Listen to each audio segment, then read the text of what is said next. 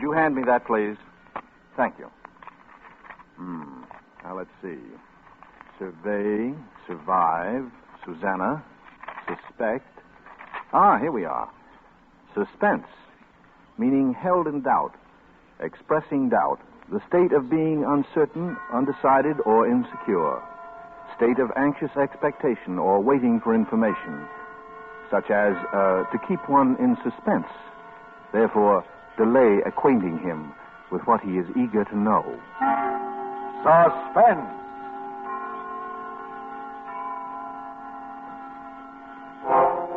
An hour of suspense now. A full 60 minutes at this time. And with the distinguished actor-director Robert Montgomery as your host. Tonight, our star is Howard Duff, famous wherever radio is heard as Sam Spade, detective. And as Spade, he will appear in The Kandy Tooth, a suspense play produced, edited, and directed by William Spear.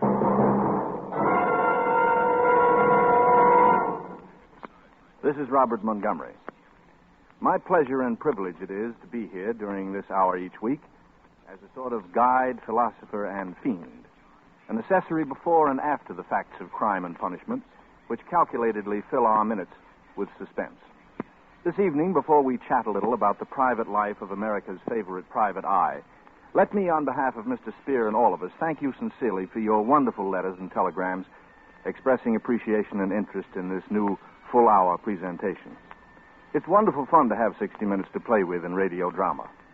In our new double-strength, king-size format, we plan to bring you radio plays based on complete novels and on theatrical productions and pictures. Many of the best writers of this literature, James M. Cain, Dashiell Hammett, Raymond Chandler, Graham Greene, Eric Ambler, and Agatha Christie, have been happiest with a more spacious canvas upon which to display their characters of passion and purpose. With a full hour for our theater of thrills, we can give these authors a full stage on which to have their people play out their lusts and desires, their temptations and frustrations, their frantic fears and villainous triumphs, their descent into black and terror-laden bewilderment. Sometimes we find ourselves locked in the tortured brain of the scheming criminal.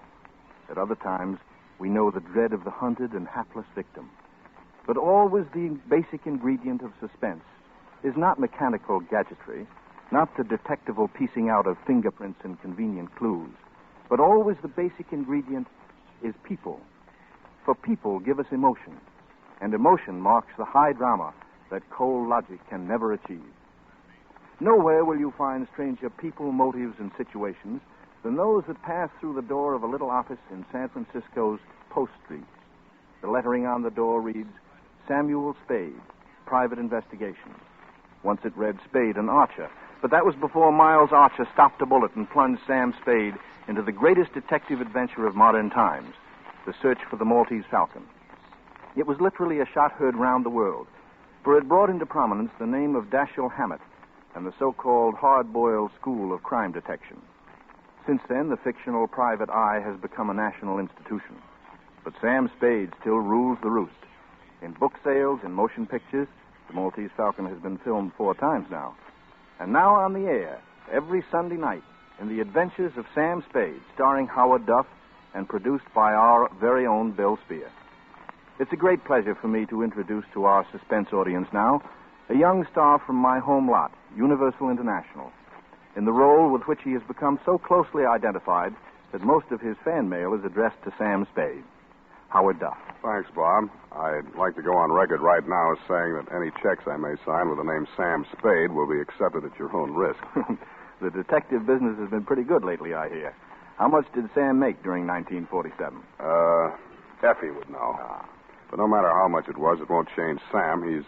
He'll still do business at the same old stand in a rickety office building on Post Street where the elevator seldom ever works and the janitor never ever works. As a matter of fact, I got into my Philip Marlowe pants this morning and did little Spade work on Spade myself. Don't stop me if I'm wrong, but here are some of the facts. F-A-X, facts. The way I dug them up. Age? Nobody talked. History? Mysterious, but was probably a Pinkerton man to start with. Height? 6 feet and a small chunk. Weight? Enough muscle to go with his height. Hair? Dim-out blonde. Eyes? Yellow-gray. Unmarried. Lives alone in a small furnished apartment within walking distance of his office. is economical to the point of, never takes a cab where streetcars can get, and has been known to walk where they can't get. Secretary Effie Perrine, the only person who really knows what makes Sam tick when he wants her to. Otherwise, he's a lonely man who trusts no one, lives alone and loves alone, and expects others to like it. Have I left anything out? Nothing you left out, Bob. Something you put in. It's not true that I don't trust anybody. I trust everybody. All my clients are honest until I prove them otherwise. Maybe that's what kept you in the private eye business all these years. That and the strong hatred that I have.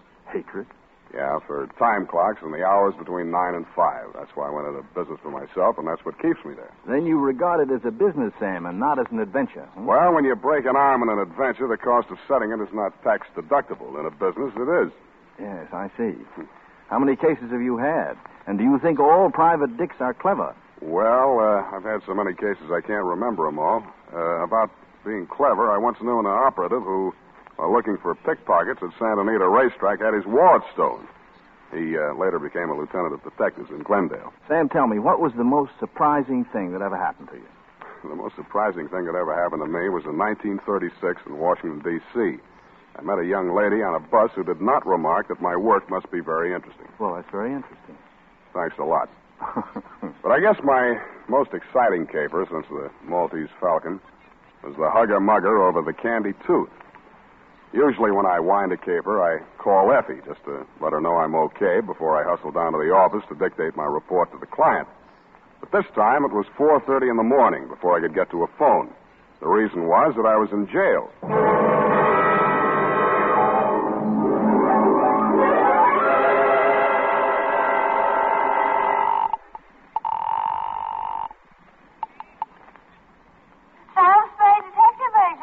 Wake up, Angel. You're home in bed, not at the office. Huh? Sam, is that you, Sam? Mm-hmm. What time is it? 4:30 in the morning. Are you up already? Effie, pull yourself together. Get dressed. Hustle down to the city jail. Oh, Sam, what happened? Well, that's what I got to get on the record now while I'm still alive to do it. Grab a taxi and hustle on down. Bring a book, pencils, the encyclopedia that has the letter K in it, and any old $20,000 you got laying around. Sam, where am I going to get pencils at this hour?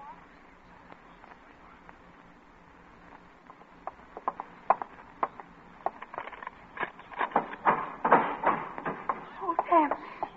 Sam, I hurried just as fast as I could. There was no taxi around.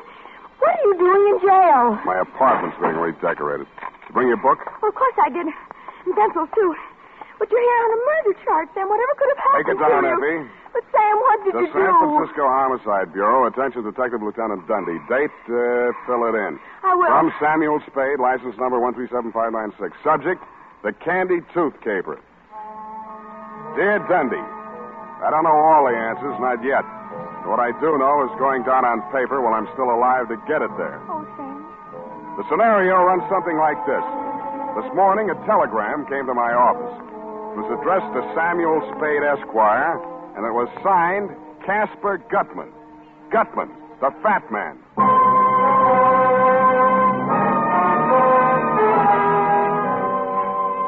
So far as I knew, Dundee, when you closed your books on the Maltese Falcon capers 7 years ago, Gutman was entered as dead. First, I thought the telegram was somebody's idea of a joke. But when I read it through the second time, I knew it was no joke. There's nobody else who thinks or talks or writes like Casper Gutman. My dear Mr. Spade, you will no doubt receive with mixed emotions the news of my imminent reappearance in the city of the Golden Gate.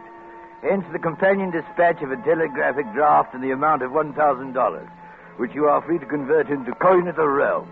This trifling sum, sir, is merely a token of my esteem for a man of many resources and nice judgment. And for it I do not require any specific service. However, if you feel so disposed, sir, you are free to accept my considered advice in the matter of an invidious pair of rogues. To wit, one Lawrence Laverne, DDS, and or Hope Laverne, whose charms and aliases are far too myriad to enumerate in this necessarily abbreviated communication. Should either or both of these persons approach you, beware the hidden tooth. Believe me, sir, they are untruthful, unreliable, and totally devoid of all moral sensibilities. I count upon you to make no commitments to them or anyone else until you have heard my proposition. This I hope to lay before you when I arrive in San Francisco this very evening. Dear Joel, sends regards. I remain your obedient servant, Caspar Gutman.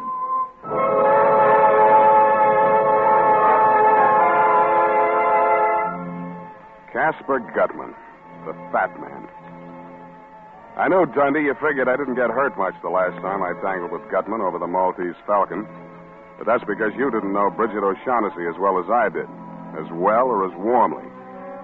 Well, I figured if Gutman was still in the land of the living, let him come. This time I wasn't going to get hurt in any way. There couldn't be two Bridgets.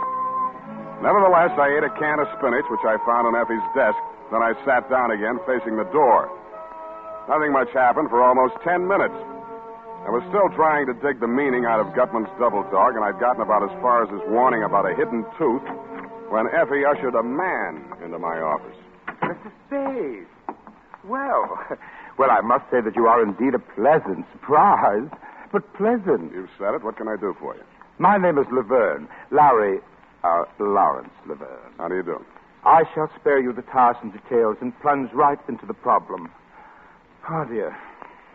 At the Hotel Royal George, there is a mildewed creature, but mildewed, registered as Mr. Herman Julius. Oh, a really frightful person. Very frightful, huh? Oh, the kiss of death's department. The only thing about this creature that has any charm is a four-toothed lower bridge in his right jaw. Now, Mr. Spade, I want you to get that bridge for me. I'm sorry. It sounds as though you're saying I want you to get that bridge for me. Precisely. Mm-hmm. Why? Because he refuses to pay me for it. You're, a dentist? I prefer to regard myself as a dentist sculptor. I created this bridge for Mr. Julius with infinite pains. And now he refuses to pay me. I ask payment, and he accuses me of acting without charm. Mr. Julius wouldn't happen to be a very large, fat man? Oh, contraire. Skin and bone. Well, Mr. Spade? I'm afraid you come to the wrong man, Mr. Laverne. What you want is a lawyer to sue him. Sue him? Months of legal wrangling? Oh, no. No. I intend to be vindictive about this. I am by nature a very gracious and charming person. But now let him beware. I shall have that bridge from Herman Julius, even if you must knock him down and wrench it from his jaw. Uh-huh. You tried knocking him down yourself? Oh, I could never even bring myself to perform extractions. I always send those patients to less sensitive dentists. Yeah, well, I'm afraid you'll have to find yourself a less sensitive private detective. Oh, dear. Well, Mr. Spade, what would you advise me to do? Mr. Laverne, I would advise you to get out of California before Walt Disney sees you. Well, good day, sir. I would like very much to have you in my chair someday. Might teach you some manners. Beware the hidden truth. Hello. Hello. Please sit down, Miss... Thank you. Laverne. Hope Laverne. Miss Laverne? Yes. What can I do for you? Well, I'm looking for my brother. Missing? Well, yes and no. I mean, he's been gone since yesterday, and I'm terribly afraid he'll get into trouble. Oh? What kind of trouble? Well, you see, it just isn't easy for me to talk about this, Mr. Spade. Well, now, Miss Laverne, suppose you just lean back in that chair, close your eyes, and... Yes, thank you. Yes, it's easier like this. I thought you'd like. My brother's name is Lawrence. He's a man of 52. He's not well. I mean, he gets spells, and he acts peculiarly. He suffered a nervous breakdown some years ago, and he spent most of his life in sanitariums. Where are you from, Miss Laverne? Kansas City. During the past year, Larry was in a rest home in Palo Alto, and I arrived 2 days ago to take him home. Yesterday morning, Well, I don't know how it happened, but he's gone. These spells you mentioned, what are they like? Oh, well, he assumes different personalities. His favorite seems to be that of a dentist. He becomes obsessed with the thought that he's done some work, a bridge or something, for someone who refuses to pay him.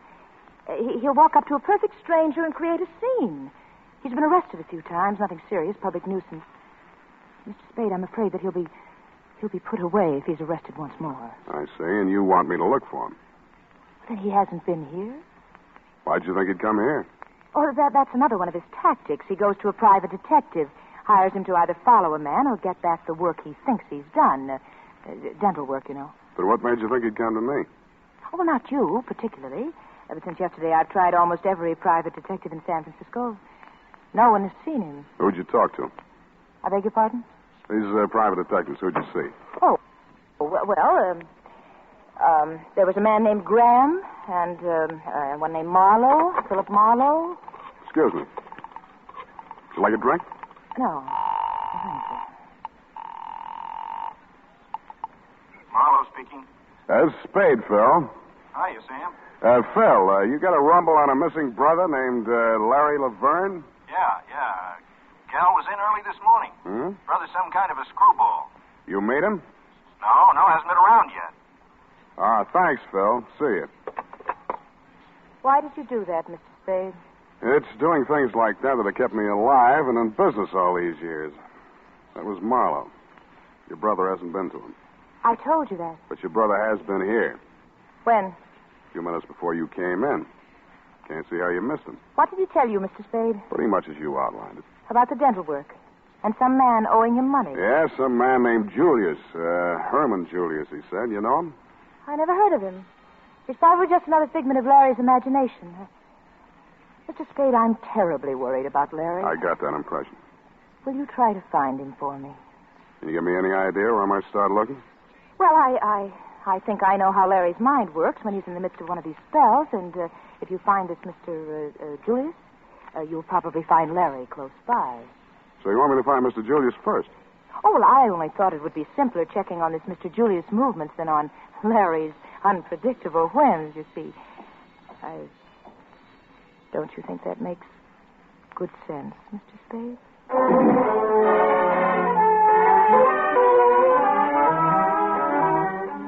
Miss Laverne told me she was staying at the Pickwick Arms, and I said I would call her if I found her brother, and she said, thank you very much, and I said, it's nothing, just part of the day's routine, and then she kissed me and left. After lunch, I strolled over to the Royal George Hotel. Duke, the housekeeper, gave me a rundown on Mr. Julius, a quiet, nervous little man who'd sealed himself up in his room for 2 days, eating out of room service. I didn't have any trouble finding the hacky who'd driven him away when he checked out. He gave me the address, and 20 minutes later, I was mounting the front steps of a greasy rooming house on Sacramento Street. I twisted the rusty bell on the door, and a long, sharp nose that could only belong to a landlady stabbed out at me. What you want? I'm looking for a man named Herman Julius.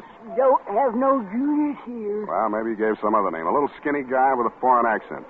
You the Lord? Take me to his room. Oh, no, wait a minute. Now. Well, step inside. Up the stairs. He home? Never seen him go out. Ain't but one door. Watch that step second from the top. It's busted. Don't want no lawsuits. It's the third. Said he was a refuge. And Nazis was after him. Another fight. Never knew he was in a tangle with the Lord. Smell that? Certainly do. Cooking in the rooms. I got a rule, too. Sneaking electric plates, they do. Runs up the bills. Buzzards. There's his room. Mr. Julius! Mr. Julius! Mr. Julius, you second there? They drink, some of them. Them that don't cook in their rooms, they drink. Get DT, some of them.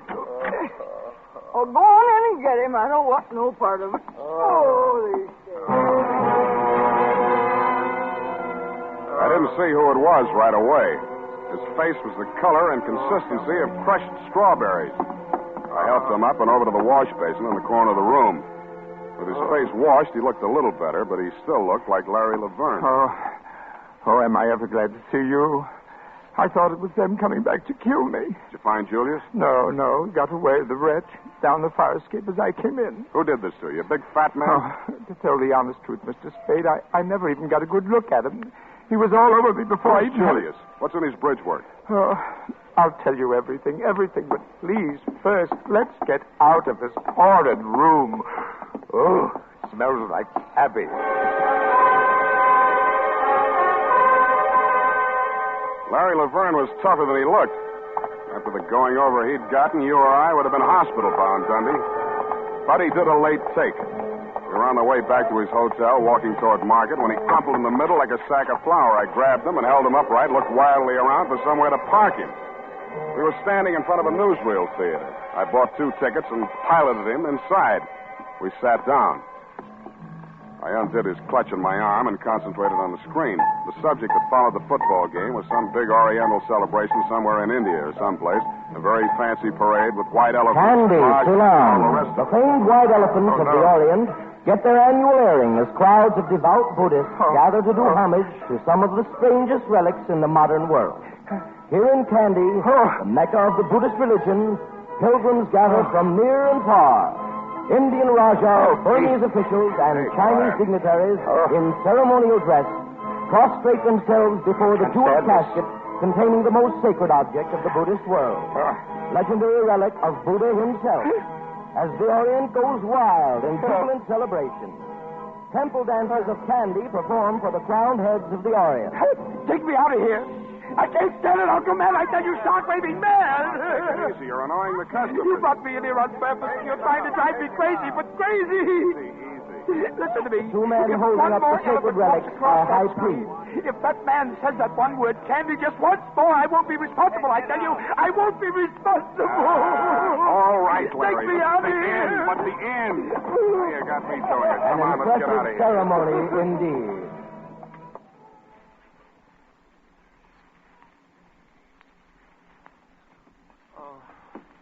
I promise you, Mr. Spade.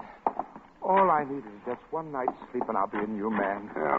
Why, I haven't even dared to take 40 winks since I arrived in this town for fear those monsters might murder me in my bed. Yeah, I know. It's tough. Sit down. So this is your apartment? That's what I laughingly call it. Living room, bedroom, icebox. Here, have a drink. Me too. Oh, thanks. Oh, did I ever need that? Help yourself to the bottle. I don't touch alcohol as a rule, but after what I've been through... Well, now, drink all you like. You deserve it. Oh, thank you. Well, I hardly know where to begin. It's all so strange. And there I was in Lisbon, Mr. Spade, the only English-speaking dentist worthy of the name in the entire diplomatic colony. Well, you must have read in the papers about Dom Constantino's tomb being violated. It was the scandal of the season. Oh, it's so horrible, Mr. Spade. I just can't talk about it. Here. Try a little more of this. Settles the nerves. Oh, I just don't know how I can ever thank you. Ever since I hit this berg, I've been feeling like the forgotten... Pardon. Man. Yeah, you were saying something about a tomb being broken into. In Portugal, this was? Yes. Well, you know, the draft board just took one look at me and... I know what you mean. So I just stayed on in Lisbon and... Well, you know how people gossip, having patients of all nationalities and all that. Yeah, I get it. Between the Nazis and the Allies, you were quite a social line. Oh, now, wait a minute. Don't get the idea I was a spy. Oh, no. But sometimes people had things that could be hidden in a hollow tooth, and like that, bridge work, you know. I think I told you I'm not so much a dentist as a dental artist. Mm-hmm. Well, that fat Mr. Gutman brought me this tooth, you see. Gutman? Yes, Mr. G and that Joel Cairo person that was with him. Well, they brought me this tooth. Oh, a horrid yellow old thing, practically a fang. They wanted to put in Mr. Julius' fridge. Paid me £1,000. Can you imagine? Then when I learned what they had done, well, it made me positively ill. This practically sacred old tomb in the cathedral, they'd broken in and literally torn out a piece of his jawbone. Whose? Why, Dom Constantino's. And who's Dom Constantino? Oh, the Portuguese viceroy. It didn't hurt him any. He's been dead 500 years if he's dead a day. Oh, dear. I'm as tight as a tick. This liquor is getting to me.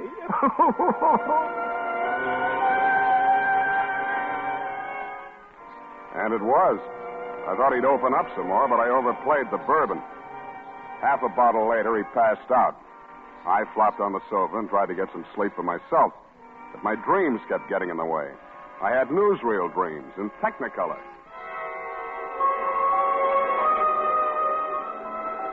I dreamed that a white elephant with a face like Casper Gutman was leading a parade down Market Street. The howdah that was strapped to his back looked like a dentist chair. Herman Julius was sitting in it, but this face seemed to be blanked out. Joel Cairo, wearing a surgeon's gown and a turban, was drilling Julius's tooth. The crowds were throwing diamonds and rubies from the peanut bags they were carrying, and Gutman vacuumed them up with his trunk. That was when the bells started ringing in the Buddhist temple that had been built on top of the Mark Hopkins.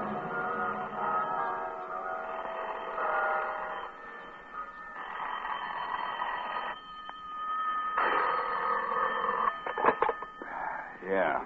Mr. Spade. Yeah? Mr. Spade, I need your help. Who's this? Hope Laverne, please, Mr. Spade. I'm terrified. Where are you? I'm in a drugstore, 5th and Mission. Near the bus depot? Yes, please, come at once, Mr. Spade. Well, can't you come here? I can't. I don't dare go into the street. All right. Wait there. I'm on my way. I took a quick gander at Laverne, saw he was still out cold, slipped into my topcoat, and left the apartment. I figured it would take me 11 minutes to hustle over to 5th and Mission. But I never got any further than 50 yards from the front of my building. I sensed him behind me, wheeled suddenly, bumped him into a doorway, held the thumbs of his hands gripped tightly in my fist.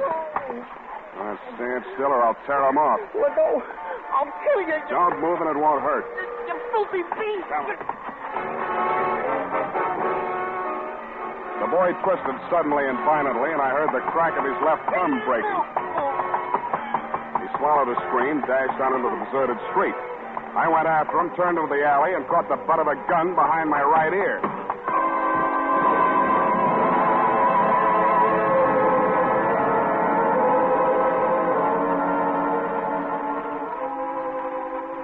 I don't know how long I was out, but I do know I came to at least 3 hours too soon. I needed much more rest. I opened my eyes, steadied a swaying ceiling, and then I heard his voice. Well, sir, this is indeed a jolly reunion.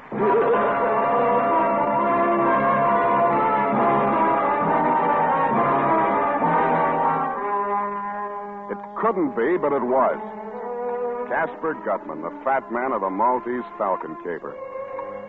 Looking at the unholy trio there in the room, Joel Cairo, the little Levantine, still as oily and smiling as ever and still fragrant. Marvin, a sullen, white-faced, hollow-eyed youth as near Wilmer's double as anyone will ever see. And Gutman, spruce as ever in his black cutaway coat, black vest, and gray-striped trousers. You'd have thought nothing had happened since then, not even the war.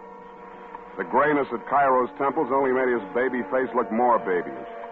And about Gutman, nothing was different except his watch chain. A curious jewel-encrusted ornament dangled from it, shaped like a claw. You seem surprised to see me, sir. And no wonder. It's always disconcerting to encounter ghosts, especially such a substantial ghost. A lot of water has gone under the bridge since last we met, eh? Under the bridge? Yes, which brings us to the subject at hand, the bridge. My head aches. What about the bridge? First, we'll talk of it. After all, this is quite an occasion, sir. Reunion of old friends, eh, Mr. Spade? Yeah. Tell me, did you ever find the Falcon? If you'll excuse the expression. Oh. Your eyes are resting on all that remains of that fabulous bird, sir. Yes, that trinket on his watch chain. All that remains of the Maltese Falcon. Well, mark you, sir, what part of it survived. The claw. You believe in omens? Right now, I'm ready to believe almost anything. Indeed, sir. Well, no need for dissembling. We're old and wise, I trust, in the days of the Falcon. Suffice it to say, the unsavory and bloated object which the police dredged up from San Francisco Bay and identified as myself was some other poor soul. Wilmer, I am happy to say, remembered the debt of gratitude he owed me, and at the last moment agreed to be a party to the very necessary little deception. That is, since they had him cold, as you detectives say, for the other killings, he might as well confess to murdering me. He did so in exchange for my agreement to take care of his family in a financial way. An investment, by the way, which has paid rich dividends. How's that? Oh, indeed. Oh, well, thanks to it, I now have Marvin, Wilmer's younger brother. I thought I noticed a family resemblance. Shut up. Oh, yes, poor Wilmer. He was like a son to me, like a son. No, it didn't stop you from making him a patsy. I detest killing, Mr. Spade. I cautioned Wilmer time and again. He was so headstrong. A mere boy. You better caution this spunk or he won't last to take any raps for you. Break his head, Marvin. That dirty shamus lays another hand on me. I'll kill him. No, Marvin. You take Marvin to the other room. Explain to him that Mr. Spade and I are very old friends. Casper knows best, Marvin. Come with And me. now, no nonsense, you two now. Someday I'll kill him. Marvin, Casper will be angry. Oh, dear. Hot-headed. Runs in that family. Yeah. Well, let's have it, Gutman. What are you after this time? My dear boy, you misjudged me. It's true I had Marvin check up on you, but only because of your association with Miss Laverne. No matter now. I'm weary of the chase. All the way from Kandy, What did the girl tell you? She asked me to find her brother, a dentist named Laverne. You believed her story? No. Most unscrupulous woman. No veracity, no regard for truth whatsoever. Her true motive? Merely to make trouble for me and my friends because of her association with Kemidov. Aye, the Russian's hand again, Mr. Spade. Kemidov. Did I ever meet Kemidov? You'd hardly forget if you had. In short, here is my proposition. Another $1,000, coin of the realm, sir, for which you will refund whatever money Miss Laverne gave you and send her packing. The bidding starts at $10,000. Ooh. You drive a hard bargain, Mr. Spade. Very well. I'll meet your terms. I told you the bidding starts there. And where does it stop? Half or whatever the caper nets you. I deliver Julius, you do the rest. Well, between you and me, Mr. Spade, I'm not as affluent as I once was. The Falcon pretty well wiped me out financially. Considering the time and money I've already invested in trying to track down the weasel Julius. What's in Julius's bridge work? And if I don't choose to tell you? Then it's no dice. Think it over, Gutman. Either I'm in all the way for half, or I deliver Julius to the other outfit. And that is your final dictum, sir? Take it or leave it. Either you're in or you're out. Good night, Mr. Spade. I trust you will call me on the telephone when you reach your diggings and tell me that you've changed your mind. No hard feelings.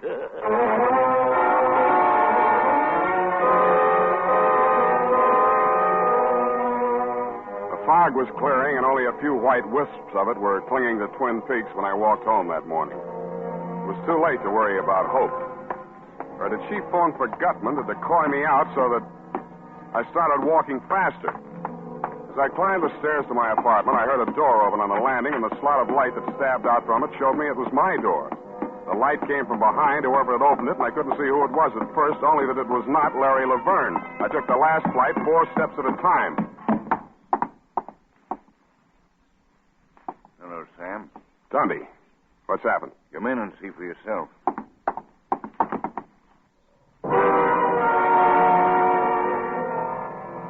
What I saw for myself, I wish somebody else had seen for me. Hysterical Larry was lying on his back on my bedroom floor. His eyes were wide open, and he had a crooked grin on his face. A very crooked grin. Whoever had killed him had wrenched his jaw out of place. I'm not saying you killed him, Sam. I'm only asking you who did. Don't be a child, Dundee. Why was he killed? No statement. What was he doing here? Who is he? The name he gave was Laverne. I let him flop here because he was afraid to go home. Afraid of who? A man named Casper Gutman. What? Yeah, Gutman. Quit stalling, Sam. Gutman's dead and you know it. You bury him, Dundee? Well, I will leave you mean it. Where Gutman's concerned, it doesn't pay to kid around. What's he after now? The bridge work out of a man's mouth. The man's name is Julius. What's in this Julius bridge work? Maltese Falcon? Something like that. I'm sorry, Sam. It's not good enough. I'll have to take you in.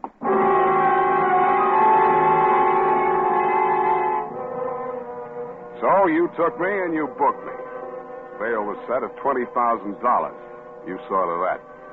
You figured there's only one operator who'd put up that kind of money to spring me, and that's Casper Gutman. I hope you're right.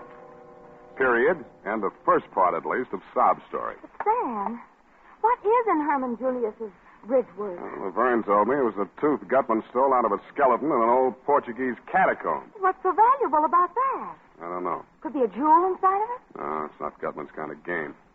Besides, the thing that made poor Laverne blow his top in that newsreel theater was something more like an elephant tusk. Oh.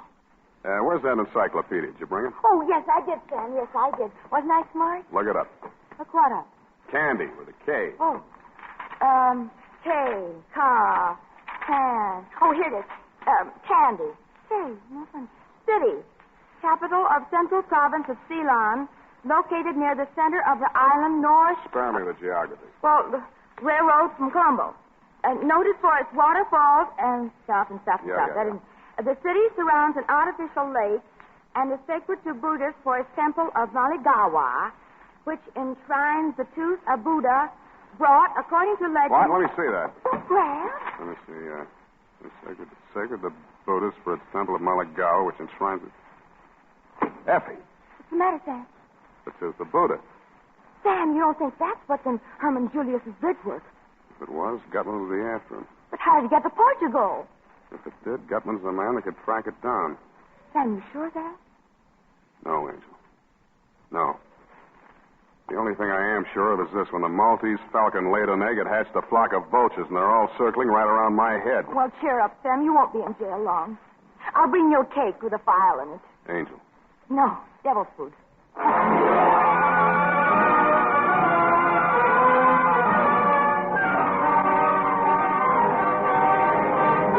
In tonight's full hour of suspense, Howard Duff, our star, appears as Sam Spade, with Joseph Kearns as Casper Gutman, in William Spear's production of The Kandy Tooth. Tonight's study in Suspense.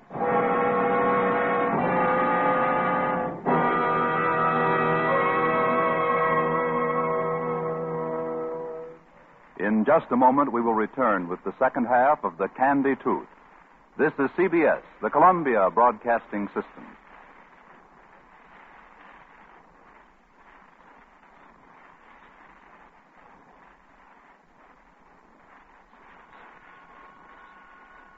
And now, back to our Hollywood soundstage and Robert Montgomery. At the point at which we interrupted Sam Spade's narrative just now, things were at a pretty pass. A pretty pass, indeed. A pretty pass. Sam wound up with the body of the dentist, Larry Laverne, in his apartment. The girl, Hope, waiting for him in the bus station. Casper Gutman, the fat man, waiting for an answer to his ultimatum that Spade produce the tooth or else. Me in city prison under $20,000 bail, and the fabulous Kandy Tooth still chumping on two-bit hamburgers and the bridge work of a very elusive man named Herman Julius. Yes. And? Well, after I dictated my report to Effie on what had happened until then, she left, and I laid down to think. Lieutenant Dundee and I had agreed that I should spend the night in the pokey. He figured that the 20G bail would draw only one man to put up that much moolah to spring me, Casper Gutman. Along about 9 in the a.m., the turnkey unlocked the door of my cell. I followed him out to the desk. The $20,000 were there, but no sign of benefactor, benefactress, or Samaritan of any type. The bond was in my name. I signed my release and walked out. Across the street was parked a long black limousine with the curtains drawn. I started for it when a voice at my elbow checked me. Your Senor Spade. See. I'm Don Constantino de Braganza. It's I who have put up the $20,000. Is that so? Well, thank you. Now, why? I desire a service. My card, Senor. Don Constantino. Wait a minute. Yes, you seem to know the name, eh? Yeah. For a guy who's been dead 500 years, you don't look too bad. Oh, thank you. You are referring, of course, to my illustrious ancestor, Don Constantino, the first Portuguese viceroy of India, who indeed had been dead since the 16th century. It's on his behalf I speak to you now. What can I do for him? Restored the tooth which was wrenched from his skull by a pack of unspeakable ghouls who violated his tomb in Lisboa. You think they're in San Francisco? Let us not be naive, Senor. The contemptible little dentist, Laverne, was killed in your apartment. Therefore, you must know the whereabouts of the other ghouls. I know so many ghouls, Senor. You'll have to be more specific. I refer to a fat pig named C. Gutman and an odorous little camel named J. Cairo, and most especially to a woman of the female sex by name H. Laverne. You want them or the tooth? Both. Not one without the other. No, it'll take a little time. They haven't got the tooth. You know where it is? In the bridge work of a man named Julius. Oh. That then explains the dentist and the diabolical manner which they employed in smuggling the tooth out of Lisboa. Now, you go on home and you stay there until I call you, huh?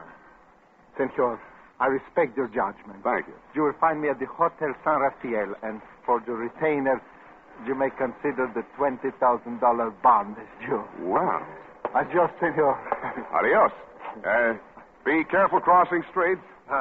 Adios. Adios. Adios. Adios, Don Constantino. Adios. Yeah, adios. Adios. Adios. Yes. Spade. Sam, get in. You, got a hack license, Miss Laverne? Oh, please don't, Sam. I know this car's ridiculous, but I don't dare use taxis or be seen on the street. What did that man tell you? What happened last night when you called me from the bus station in such a panic? Why didn't you come? I went to see the fat man. You saw Gutman? Did he mention me? You didn't make that call last night to get me out of the apartment so that somebody could get in and kill Laverne. Oh, Sam. Then why did you call? Because I found Herman Julius. And I'm driving you there now. We didn't do any talking after that. She sat very close to me. There was plenty to talk about, but we didn't do any talking after that. I was vaguely aware that we were driving across to Oakland, and a few minutes later we pulled up in front of an apartment building. We took the elevator up to the 9th floor. This is it, Sam. 9B.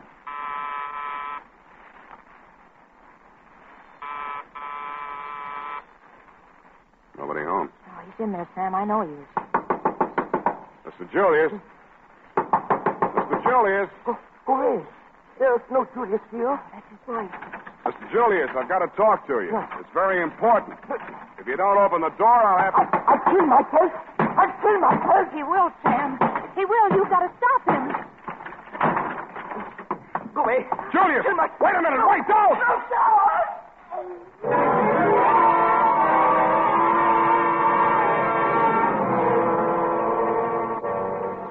It was the 9th floor he started from. Poor, frightened little Herman Julius was dead on arrival. By the time we made it downstairs, the street was cluttered with cops. I grabbed Hope by the arm, hustled her around the corner to a rented limousine, and told her I'd call her later. My next stop was the fat man himself.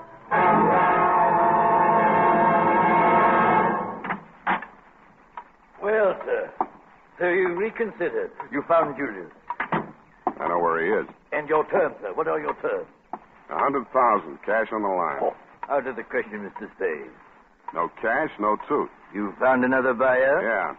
A man named Constantino de Berganza says the tooth belongs in the head of his ancestor by a previous marriage. Oh, acquaintances are very droll.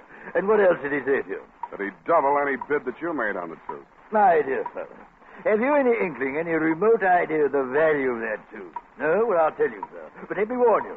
If I tell you, and you do not then produce the tooth... Yeah. Let's get on with it, Gutman. Yes. Well, sit down, sir. How much do you know of the 16th century history of the Orient? Well, enough to fill that tooth with. Capital joke, sir. I shall give you a little more. Enough, say, to fill an elephant tusk. I'm listening. Well, sir, when the Portuguese invaded India in the 16th century and established the city of Goa, there were three main empires in the Orient, namely China, India, and Burma. And the rulers of all three empires sought to rule the world. Now, legend had it that in order to become lord of the world, a monarch had first to be the possessor of 7 gems. That's gems spelled with a J, sir. Yes, gems. This is no fantasy, I'm telling you, Mr. Spade. This is actual history. 7 gems. And what were those 7 gems? You tell me. The first 6 do not concern us, Mr. Spade. A golden wheel, a white elephant, all easy to come by for an Oriental monarch. But the 7th, Mr. Spade, the 7th. What was that, a tooth? The tooth, Mr. Spade, the tooth. The sacred tooth of the great Lord Buddha himself. That remained in the temple of Maligawa at Kandy, on the island of Ceylon. Now, many kings sent armies to capture it, but all were defeated by the fierce Brahmins who stood guard at the temple gates. And so, we come to the year 1552. It's about time. Now, in that year, the Portuguese viceroy, Dom Constantino de Braganza, landed near Jaffna with a force of 1,220 men and defeated the king's legions in a savage battle. He returned to Goa with his victorious army and the tooth, which he retained as his personal prize. It was not long before the Burmese king, Bainaum by name, sent an emissary to Dom Constantino, offering the modern equivalent of £1 million sterling as ransom for the tooth. How'd it get to Portugal? Now, hear me out, sir. Hear me out. All right. Well, before the transaction could be consummated, the Portuguese archbishop, called on Dom Constantino, and in the name of the Inquisition demanded the tooth. After some delay, Dom Constantino, under threat of torture, delivered a tooth into the Archbishop's hand, and that tooth was publicly destroyed. The Archbishop grinding it into powder with mortar and pestle and scattering the residue upon a fire, that the tooth might be utterly consumed. Shortly after this, Dom Constantino's personal physician, after drawing a tooth, now mind you, a tooth, from the Viceroy's head, died under very mysterious circumstances. We may safely infer that the substitute tooth which he drove into the Viceroy's jawbone, after the primitive fashions of dentistry in those days, was the Kandy tooth, put there for safekeeping until Dom Constantino could resume negotiations with Bainnaung emissaries. But before that could be accomplished, Dom Constantino was stricken with the plague, carried aboard ship, and home to Portugal, where he died. He was entombed with the Kandy tooth still in his head. Now, the manuscript which fell into the possession of the Russian Kemidov and later into mine, but I shall not go into unnecessary detail, Of course not. was Dom Constantino's deathbed confession, proving beyond a shadow of a doubt that the real Kandy tooth had reposed for more than 4 centuries, not in the great temple at Kandy in Ceylon, but in a Portuguese tomb. Yeah, well, I think I can take it from there. You still haven't told me what my percentage is. Well, myself, boy, if your percentage were 1/10 of 1% of what can be realized on that tooth, you could retire to a life of sloth and luxury for the rest of your days. For the restoration of the true relic, there is no limit to what the Buddhist world could and would pay.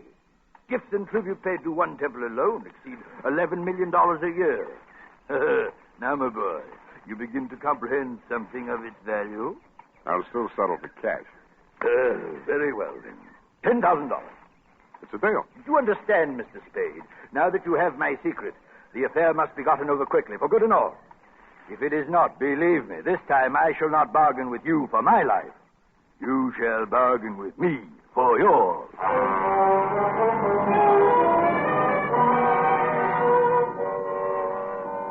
After I left Gutman, I called you, Dundee, and found out by a clever ruse where Herman Julius's body had been sent. You told me. Then I hustled on over to the mortuary. As I walked in, a hushed young man wearing a hushed cutaway and a hushed expression greeted me. Good evening, sir. I'm Converse Etheridge. Can I be of service? Thank you. I've come to pay my last respects to an old friend. Can I be alone with him for a few minutes? His name? Julius. Herman Julius? Oh, yes. His widow is here, sir. Mrs. Julius. His widow, huh? Yes, she's inconsolable. Perhaps, as a dear friend of the departed, you might give her words of comfort. Please go in. Thank you. A little woman in black was sobbing quietly to herself. She turned around when she heard me come in. Her eyes lit up with hatred, and suddenly she grabbed something from her pocketbook and held it at me. It was a .45, and her hand was shaking. Yeah, this time I will do it. Always before I didn't have the heart. Always hating bloodshed. But this time, yeah, this time. Nick, Frau Julius, it's Freund. You are not one of them. No, I'm a detective. I want to punish the people responsible for your husband's death. Yeah, I believe you. This gun, I was going to follow poor Herman. There didn't seem to be any reason for going on. Tell me something about yourself and your husband, Mrs. Julius. It's an old story now. Years of separation in different concentration camps. Bribery. Then my children and I, we were finally released. Came to this country. After 2 years, Herman wrote us from Lisbon. We knew soon he would be with us. But even though the war was finished, they had lost. Still they went after Herman Julius. He knew the Nazis were behind him all the time. And even here, in this country, he did not dare come to me. Mrs. Julius, you see, those people that followed your husband this time weren't Nazis. They weren't even after him. They were after something he was carrying. In Lisbon, didn't he go to a dentist named Laverne? Oh, yeah. And Yeah, didn't Laverne put an odd-shaped tooth, kind of yellow, into his bridge work? Yeah. So he smuggled the Kandy tooth out of Portugal, and he never even knew it. Oh, well, it does not matter now. Oh, Herman is dead. Surely they will leave his poor broken body in peace. I doubt it very much, Mrs. Julius. No, surely they will. That's why I want to make a request of you. You see, others have died besides your husband because of this thing. More will die unless you do as I ask you. Oh, to stop terror, any terror, I will do anything, Mr. Spade. Anything you say.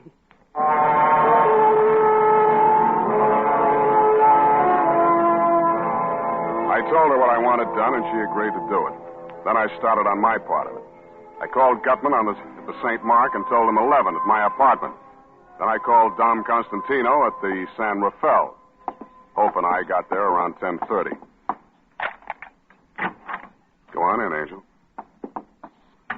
Well, this is where you live, Sam? Where I sleep. Must be lonely for you. Sorry, no vacancy. Sam, listen. There's so much I want to tell you about myself. I'm listening. Well, listen. Just before the war started, I was engaged to marry a man named Kemidov in London. The Russian, yeah. Gutman mentioned him. Something about an old manuscript? Yeah, Kemidov had stolen it. In India, it was very old, and Kemidov said that the information in it made it worth more than the Maltese Falcon. It was in Latin. Mm-hmm. How'd the fat man get this manuscript away from Kemidov? So you double-crossed Kemidov and took the manuscript to Gutman. Sam, before they get here, I've got to tell you something. No matter what happens, I want you to know this. Sure, I know.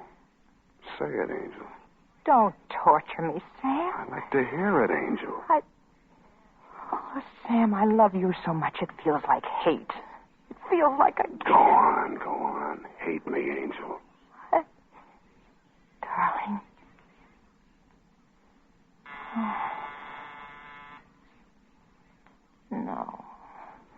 No, don't answer it, Sam. Relax, Angel. You'll be okay. Sam? Yeah? Only you, Sam. All I want out of... Only you. Just stay on third, Angel. I'll bat you home safe. You see, sir, I'm a punctual man. Come on in, Gutman. Look, the same apartment, the same colors, everything the same. Yeah, the same rat race, Cairo.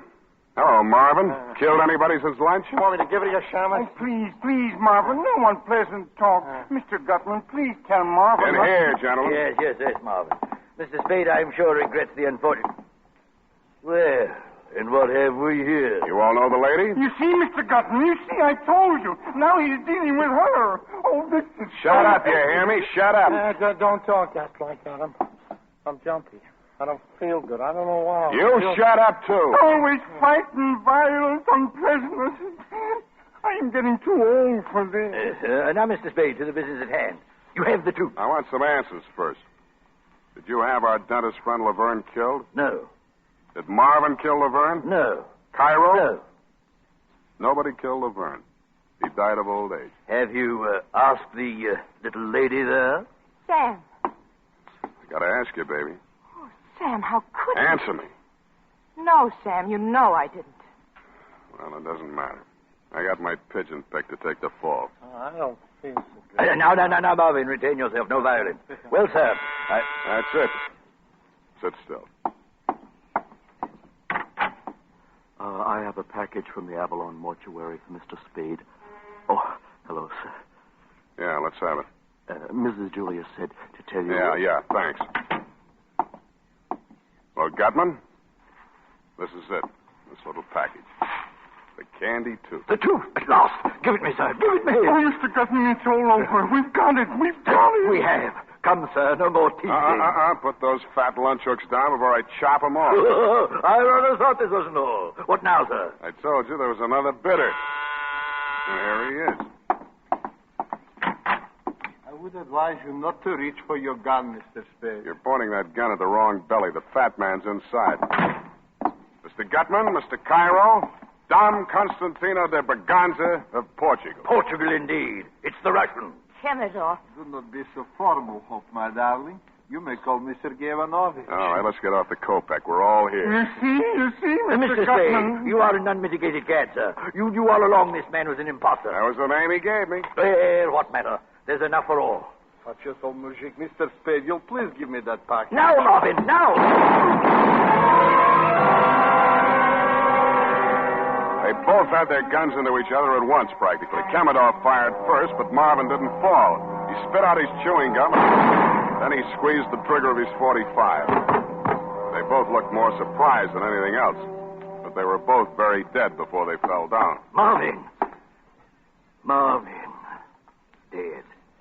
As dead as Chemidor. Oh, well, it was worth it.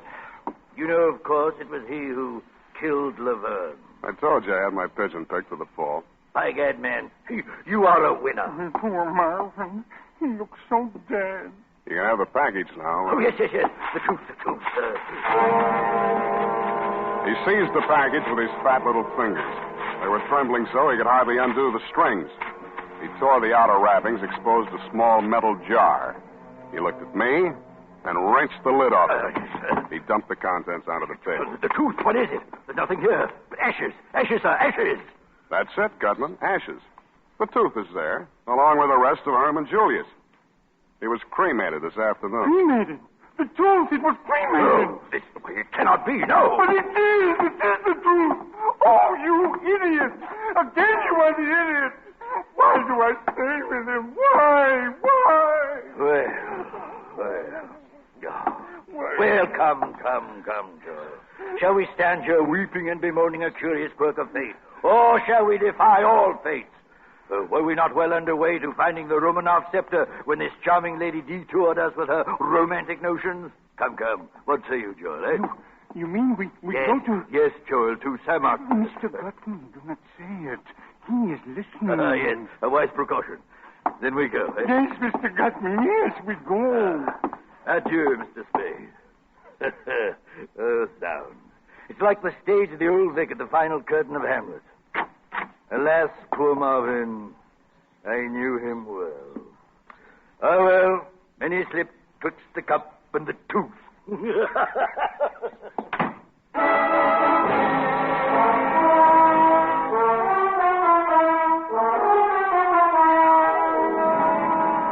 I let him go, Mr. Montgomery. I knew there was nothing on them that Dundee's boys could make stick. I thought twice before I let Dundee take Hope Laverne, but we both agreed it was the smart thing to do. And what do you suppose Effie said when I said, period, end of report? Oh, say, for once you came out ahead. $20,000. Oh, just think of the things we can do.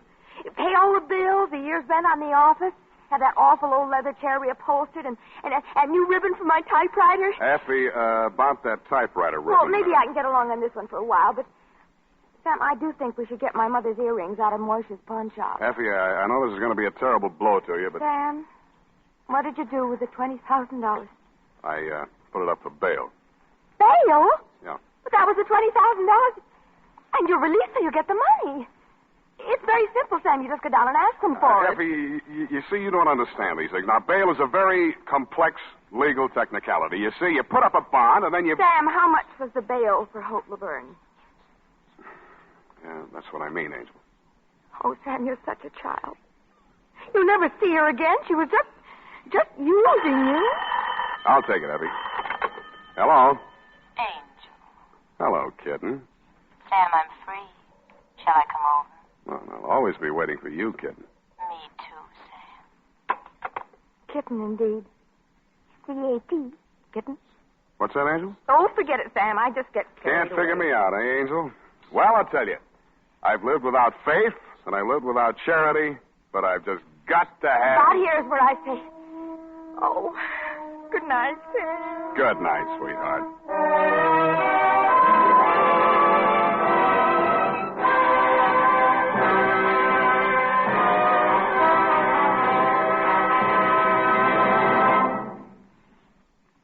This is Robert Montgomery. I'm sure our suspense audience agrees with me when I say that whenever it is, It can't be too soon to have Sam Spade back with us again in a full-hour adventure on radio's outstanding theater of thrills. Incidentally, our producer, editor, director on these weekly full hours of suspense, Bill Spear, joins hands with Dashiell Hammett to bring you the adventures of Sam Spade each Sunday night on this network. Thanks for the plug, Bob. I have a basket full of thanks to my friend Howard Sam Duff, the kind of actor a director lights candles for, and to wonderful Lorene Tuttle, who plays Effie each week, and to Joseph Kearns, who is the Casper Gutman of them all, and to all you other ornaments to your profession, Kathy Lewis, Wally Mayer, Jay Novello, Jeanette Nolan, Jack Edwards Jr., Sidney Miller, Hans Conried, and Bill Johnston. And, of course, as always, to our musical director and conductor, Lud Gluskin, and to the composer of our original scores, Lucien Moraweck. And our special thanks to Bob Tolman and Jason James, who wrote The Candy Tooth, and who were voted by their fellow Mystery Writers of America the Edgar Allan Poe Award for Sam Spade, the best detective show on the air. And to the Wild Root Company, our gracious sponsor of SAME, for this courtesy and cooperation in making tonight's Spadery available. Now tell about next week, Bob. Next week, we will bring you another great American master of suspense, the author of The Postman Always Rings Twice and Double Indemnity, James M. Cain. It's a full hour of Mr. Cain's very wonderful novel, Love's Lovely Counterfeit. This is Robert Montgomery, who will welcome you once again next week to radio's outstanding theater of thrills, Suspense. Don't forget, next week at this same time, a full hour of Suspense. This is CBS, the Columbia Broadcasting System.